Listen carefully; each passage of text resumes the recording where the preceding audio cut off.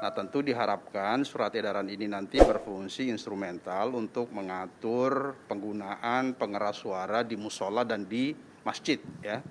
Jadi seperti kita ketahui bahwa latar belakang masyarakat kita kan sangat berbeda-beda, ya. Ada yang beragama Islam, ada yang tidak beragama Islam.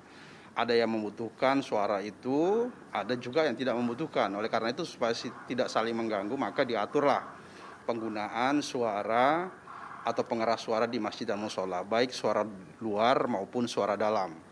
Nah, misalnya diatur, misalnya menjelang sholat subuh, ya, masuknya sholat subuh, 10 menit sebelum azan dikumandangkan, itu bisa dikeluarkan suara bacaan-bacaan Al-Quran atau tarhim, ya sholawat, begitu, itu bisa, tapi jangan terlalu lama, maksimal 10 menit sebelum azan dikumandangkan. Nah, setelah itu kemudian suaranya di dalam saja, misalnya suara imam. Yang membutuhkan suara imam kan makmumnya ada di dalam masjid, tidak perlu suara keluar, karena itu bisa atau berpotensi mengganggu orang-orang yang masih mau istirahat, ya. Jadi digunakan suara dalam saja. Ceramah misalnya kalau ada kultum setelah sholat subuh, itu juga suara dalam saja. Ada ceramah-ceramah, ada pengajian-pengajian, silakan, tetapi menggunakan suara dalam, tidak usah menggunakan suara luar, karena itu berpotensi menimbulkan ketidaknyamanan bagi mereka yang tidak membutuhkannya, apalagi mereka yang mau beristirahat.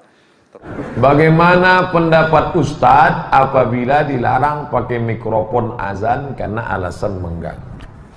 Bunyi azan itu apa? Lafaz Allah kan? Allahu Akbar, Allahu Akbar. Yang terganggu dengan lafaz Allah itu setan. Maka orang yang terganggu mendengar azan, dia mesti diruqyah. Kumpulkan se-Indonesia ini berapa anggota DPR, pejabat, orang kaya yang terganggu mendengar azan, diadakan ruqyah massal. Lokasinya kalau tak punya tempat, bawa di Masjid Nurul Islam. Insyaallah siap. Nanti buat tablik akbar, ruqyah massal para penentang azan pakai mikrofon. Ada.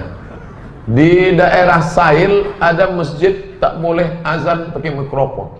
Kenapa? Karena di situ ada orang katanya membawa parang panjang kalau mendengar azan. Saya bilang, kenapa tidak kalian tangkap? Tangkap, ikat di batang kelapa. Bacakan ruqyah ramai-ramai. Insyaallah sehat deh.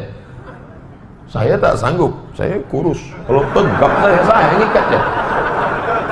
Oh, gapar dan saya macam adik, right? Saya ngikat dia, saya meruqyah. Insyaallah 2 kali pukul sehat.